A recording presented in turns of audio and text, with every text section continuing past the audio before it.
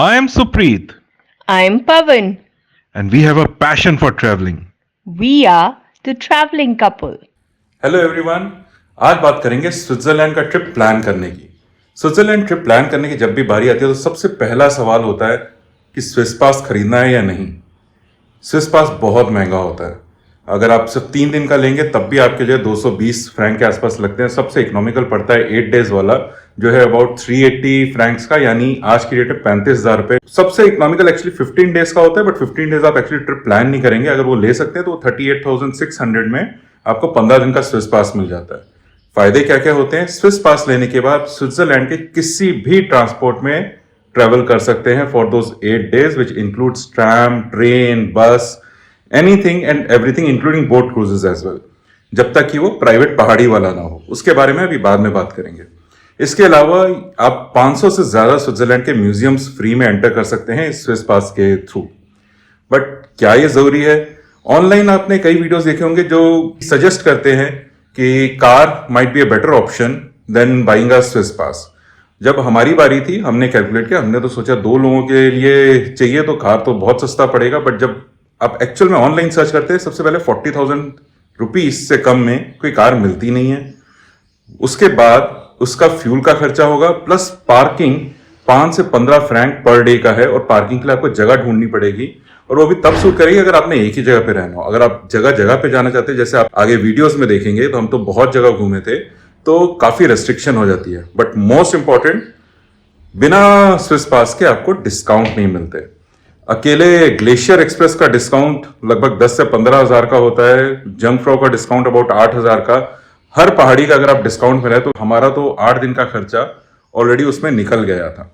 But still 2 लोगों के लिए और 70,000 आज की डेट में काफी मेजर खर्चा है। तो यू नीड टू नो कि भी इसकी रेलेवेंस है कि नहीं।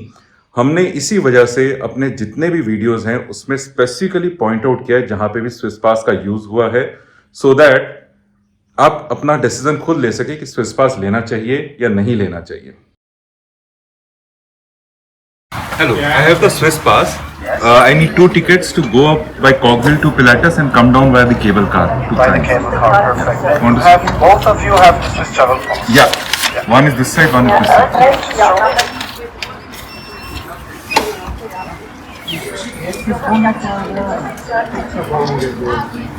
Thank you. So they give up no price. Yeah. Pay by card? Yeah.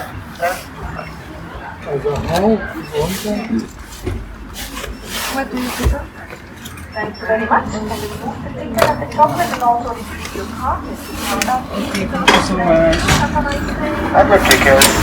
Thank you. Swiss pass की चेकिंग होती है। You are suppose to keep Swiss pass का प्रिंट आउट हर वक्त अपने पास अलोंग विद पासपोर्ट। जितनी भी आईसी ट्रेन है उसमें तो हर बार चेकिंग होती है। उनके पास वो बारकोड स्कैनर होता है, वो आते हैं बारकोड स्कैनर से चेक करते हैं, और फिर आपका पासपोर्ट भी कई बार मांग लेते हैं चेक करने के लिए कि आपका नेम एंड आइडेंटिटी मैच कर रही है कि नहीं। बाकी नॉन आईसी ट्रेन में भी बीच बीच में चेकिंग होती रहती है। बस में एक बार भी चेकिंग नहीं हुई, और बट जब पहाड़ों पे जाते हैं और टिकट लेनी होती है तो वो एक बार स्विस पास देखते जरूर हैं, ऑल्दो आई थिंक उसमें बस वो वैलिडिटी चेक करते हैं, इसके स्कैन वगैरह नहीं करते। दूसरा सवाल आता है कि कितने दिन का ट्रिप प्लान करना है।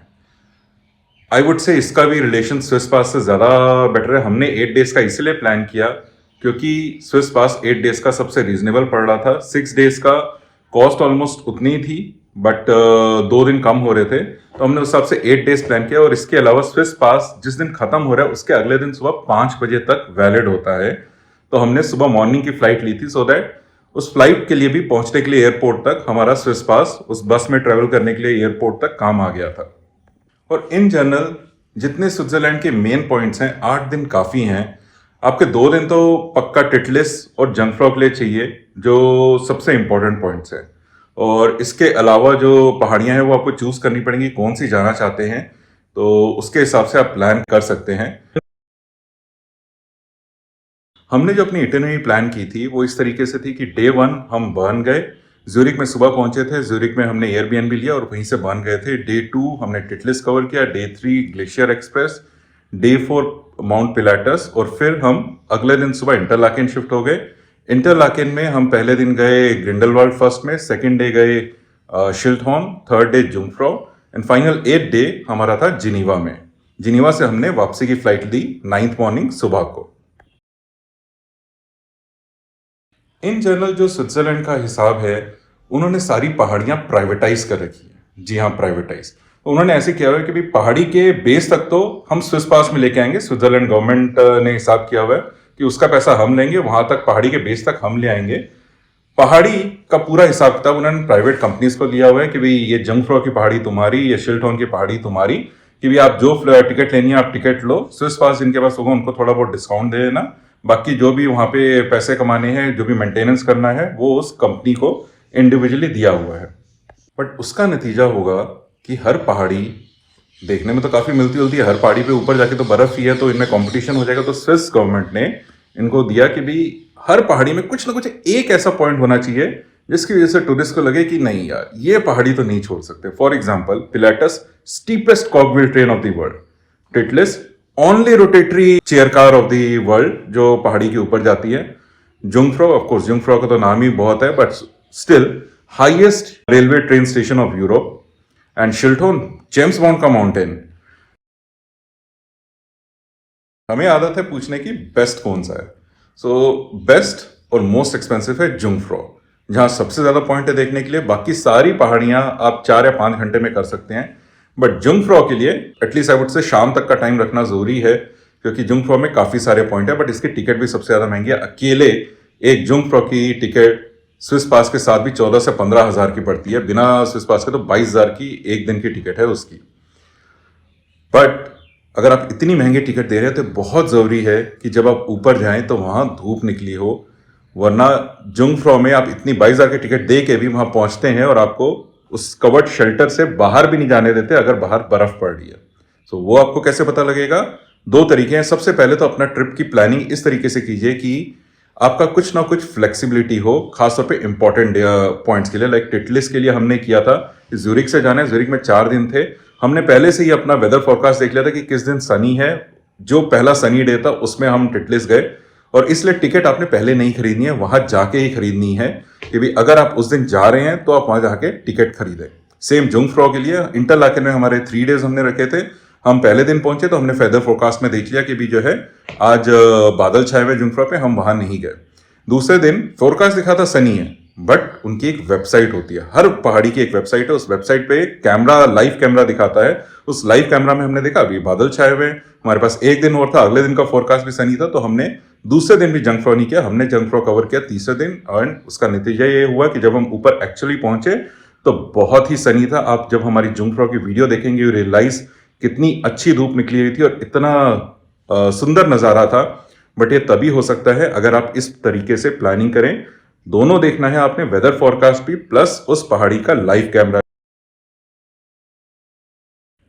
हमारा एक क्वेश्चन हमेशा और होता है स्विट्जरलैंड के खर्चे। आफ्टर ऑल ज्यूरिक दुनिया का सबसे महंगा शहर है और पूरा स्विट्जरलैंड बहुत महंगा है। उनकी करेंसी तेजी से ऊपर बढ़ रही है, आज की डेट में 90 पहुंच चुका है और आगे और ऊपर ही जाएगा। सो स्विट्जरलैंड में एक तो कुछ भी खरीदना है तो वहां पे सुपर स्टोर्स हैं, कूप और माइक्रोस, वहां से जाके खरीदना है। स्विट्जरलैंड में कुछ भी आप खाने पीने का खरीदना चाहते हैं, पर मील 2500 to 3000 से कम नहीं मिलने वाली। सो इट्स वेरी इंपॉर्टेंट कि रेडी टू ईट मील्स लेके जाएं। हमने जो अपना यूरोप ट्रिप प्लानिंग का वीडियो बनाया है उसमें ये सब चीज़ें कवर की हैं कि किस तरीके से आपको रेडी टू ईट मील लेके जानी चाहिए, कौन से प्लग्स लेके जाने चाहिए, चार्जर लेके जाने चाहिए, कौन सा मोबाइल सिम कार्ड लेके जाना चाहिए। इस सब के लिए आप वो वीडियो जरूर देखें, ये ऊपर लिंक दिख रहा है। इस वीडियो में एक चीज मैं बिल्कुल अवॉइड नहीं कर सकता बताना, वो है स्विट्जरलैंड का transport system. It is amazing. वहां की ट्रांसपोर्ट सिस्टम का स्टैंडर्ड वो है कि भी हर आधे घंटे 15 मिनट या 1 घंटे पे ट्रेन आती है। सो अगर 9:11 का टाइम है तो एक ट्रेन 9:11 पे एग्जैक्ट रुकेगी, अगली ट्रेन 9:41 पे रुकेगी। आप उसकी वजह से इतने अच्छे से प्लानिंग कर सकते हैं कि आप एयरबीएनबी से निकलेंगे, आपको लगभग 7 मिनट लगते हैं पहुंचने में, 10 मिनट का मार्जिन रखिए, ठीक उस टाइम पे ट्रेन आएगी। लेट होने का कोई मतलब ही नहीं है, वहां पे घड़ियों के हिसाब से ट्रेन चलती है। सेकंड, ट्रेन में उस स्टेशन से बस कौन से चलने वाली है उसका टाइम लिखा होता है। बस में बोर्ड पे जिस स्टेशन पे पहुंचने वाली है, कौन सी ट्रेन आने वाली है, उसका टाइम आ रहा होता है।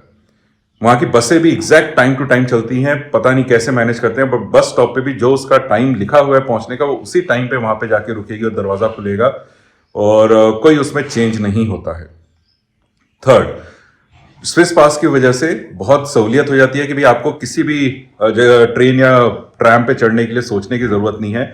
हमने तो इसको कई जगह पे hop on hop off type भी यूज किया कि भी चलते चलते थक गए और वो सामने चर्च पे जाना है तो इधर ट्रैम में चढ़ गए और अगले स्टॉप पे फिर उतर गए। इस तरीके से भी हमने स्विस पास का यूज किया। एंड फोर्थ, ये बहुत ही यूजर फ्रेंडली सिस्टम है उनका, जो ट्रेन्स में बकायदा व्हीलचेयर बाउंड लोगों के लिए उनका एक सिस्टम है कि एक फ्रेम बाहर निकल आता है दरवाजे से जो एकदम प्लेटफॉर्म के साथ लगा होता है। व्हीलचेयर में सीधे अंदर जा सकते हैं वो ट्रेन में। टॉयलेट्स जो है व्हीलचेयर बाउंड लोगों के लिए अलग से बने हुए हैं, जो बड़े साइज के दरवाजे हैं और जिसमें कहीं चढ़ने की जरूरत नहीं है। साइकिलें राइड करते हो आप सीधे ट्रेन के अंदर ले जा सकते हैं। स्ट्रॉली लेके जा रहे हैं बच्चों के साथ, वो भी सेम इसी वजह से ले जाना बहुत आसान है। साइकिलें रखने के लिए तो बकायदा ट्रेन के अंदर भी उन्होंने अलग से जगह बनाई हुई है। ऑल्सो उनके ट्रांसपोर्ट सिस्टम की एक और खासियत है उनकी स्पीड। उनकी इंटरसिटी ट्रेन जो आईसी ट्रेन है 200 किलोमीटर पर आवर की स्पीड से चलती हैं। स्विट्जरलैंड का ज्यूरिक नॉर्दर्न मोस्ट है, जिनीवा सदर्न मोस्ट है। 3 घंटे में आप ज्यूरिक से जिनीवा पहुंच जाते हैं। सो इस वजह से एक्चुअली आप अपना एयरबीएनबी कहाँ ले रहे हैं, इनमें से किसी भी सिटीज में ले सकते हैं। कहीं से कहीं जाने के लिए 1-1.5 घंटे से ज्यादा नहीं लगता। सो आप चाहे ज्यूरिक में रुके, इंटरलाकेन में रुके या लुसर्न में रुके, तीनों मेजर जो सारे इंपॉर्टेंट पॉइंट्स हैं उसको कवर करने के लिए काफी अच्छा है। जैसे मैंने अभी कवर किया, because of so good transport system, actually आप कहीं भी रुके बहुत ज्यादा फर्क नहीं पड़ने वाला। बट स्टिल, जैसे मैंने पहले भी एक वीडियो में कवर किया है, 1-1 घंटा फॉरेन ट्रिप पे जरूरी होता है बचाना। ज्यूरिक में रुकते हैं तो लुसर्न पहुंचने में अबाउट 1 घंटे का टाइम लगता है। लुसर्न में रुकते हैं, लुसर्न के आसपास सारे मेजर पॉइंट्स हैं लाइक टेटलिस, पिलाटस, ये वहीं से कवर हो जाते हैं। बट जुंगफ्रॉ और शिल्टहॉर्न वो इंटरलाकेन के पास हैं। प्लस इंटरलाकेन बहुत खूबसूरत है बट बहुत एक्सपेंसिव है। So my suggestion is best will be अगर आप लुसर्न में रुकें मेजॉरिटी ऑफ द ट्रिप के लिए एंड लास्ट में एटलीस्ट 2-3 डेज इंटरलाकेन में रुकें। बट अगर फिर भी बजट का प्रॉब्लम हो रही है, जैसे हमें थी, हम तो ज्यूरिक में रुके जहां सबसे सस्ता हमें रूम मिल गया। 4 दिन हमने वहां पे निकाले, उसके बाद लास्ट के 2 नाइट्स हमने लिया इंटरलाकेन में। इंटरलाकेन का भी 3rd डे पूरा करके रात की ट्रेन से हम पहुंच गए जिनीवा, सो दैट आखिरी के 2 दिन हम जिनीवा में रुके। जिनीवा में फिर भी रेट्स थोड़े कम थे एज कम्पेयर टू इंटरलाकेन। इस तरीके से हमने अपने पैसे बचाए। इंटरलाकेन में अगर आप रुकते हैं, वहां से भी लुसर्न अबाउट 50 मिनट्स है। अगर आपको कोई अच्छी डील मिल जाती है तो पूरा 8 डेज आप इंटरलाकेन भी रुक सकते हैं। It is the best place to stay, it is a heaven. नीला पानी, ऊपर पहाड़ों पे बर्फ। पहला जन्नत तो नहीं हो सकता, हमें पता है पहला जन्नत कहाँ है, दूसरा जन्नत जरूर है ये दुनिया का। स्विट्जरलैंड की करेंसी है स्विस फ्रैंक, जो इंडिया में इवन करेंसी एक्सचेंज में बहुत मुश्किल से मिलती है। मैं अबाउट 1000 फ्रैंक लेके जाना चाहता था, मुश्किल से मुझे 100-150 फ्रैंक मिले। सो मेन पॉइंट इज कि भी स्विट्जरलैंड में आपको कार्ड की जरूरत पड़ेगी ही पड़ेगी, चाहे आप प्रीपेड कार्ड ले या अपना क्रेडिट कार्ड यूज करें, कोई भी मास्टर कार्ड या वीजा वगैरह। एंड ऑफ कोर्स इन सब पे जो है 2 से 4% एक्स्ट्रा देना पड़ता है। बट कार्ड तो आपको ले जाना पड़ेगा स्विट्जरलैंड के लिए। And last but not the least, हम इंडियंस जब स्विट्जरलैंड जाते हैं तो हम DDLJ के पॉइंट जरूर देखना चाहते हैं। हमने अपने वीडियोस में उनको जो भी फीजिबल था कवर करने की कोशिश की है। मेनली टिटलिस, जुंगफ्रॉ, इंटरलाकेन और इंटरलाकेन में मिस्टर चोपड़ा की जो मूर्ति लगी हुई है। अगर आपको हमारे वीडियोस पसंद आ रहे हैं तो लाइक और सब्सक्राइब करना ना भूलें। अगर आपका कोई फीडबैक है तो वो भी कमेंट सेक्शन में ज़रूर लिखें।